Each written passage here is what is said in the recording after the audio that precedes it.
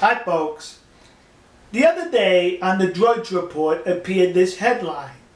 It was in reference to the Internal Revenue Service abusing their authority, engaging in politics, where they were just monitoring all those requests that came in for tax-exempt organizations that were conservative in nature.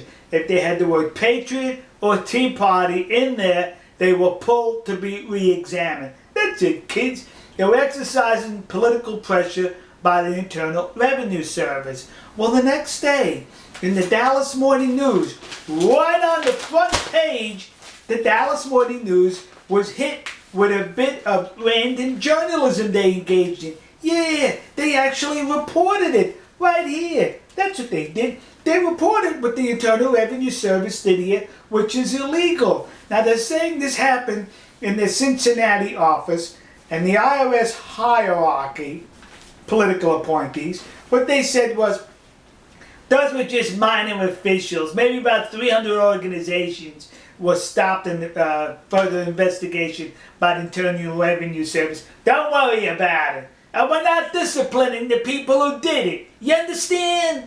And the reason why they're not disciplining them, well, quite obvious, because if you discipline the low-level functionaries, they're going to start to scream who told them to do it. So to prevent that from happening, you say to everybody, forget about it. Let's go back to the early 1970s. I think it was 1972. Articles of impeachment were drawn up against President Richard Nixon. On one of those articles, I think it was Article 2, Section 1, was about his abuse of the Internal Revenue Service for political purposes. That was an impeachable article. That was an impeachable infraction against Richard Nixon. How come this is an impeachable fraction? It's the same thing, the IRS for political purposes. Now you say to yourself, just that? You're going to impeach a president? They had other items for President Nixon. And you know, you're right. And the other item they had was Watergate, the break-in by Republican operatives into the Democratic Party headquarters in the Watergate office hotel building in Washington, D.C. Now that break-in was planned and executed by Republican operatives. President Nixon had nothing to do with the planning and the execution. Where he was at fault was he was involved in the cover-up. He was involved in covering up the incident that happened. That's what caused the irritant there for the articles of impeachment and for the hate coming from the news media and the Democratic Party. So along with his cover-up of Watergate and along with his abuse of the IRS politically, articles of impeachment. So now what about President Barack Obama and Hillary Clinton? There's a cover-up also with them. And it's in the nature of Benghazi.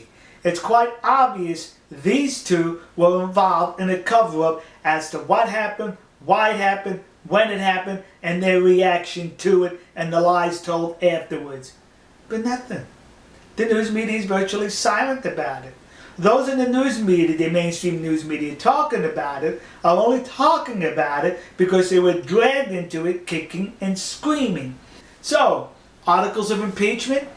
Some certain president's administration abused the IRS. Some certain president's administration involved in the Benghazi cover-up. No, you'll never see articles of impeachment for this president. You'll never see a condemnation of Hillary Clinton because the news media is invested with the success of these two people, whereas they were invested in the downfall and the disgracing of President Richard Milhouse Nixon, Republican, Patriot. All right, we'll see you, folks. God bless you. God bless America that was and hopefully will be. And God bless the nation you happen to be in. See ya.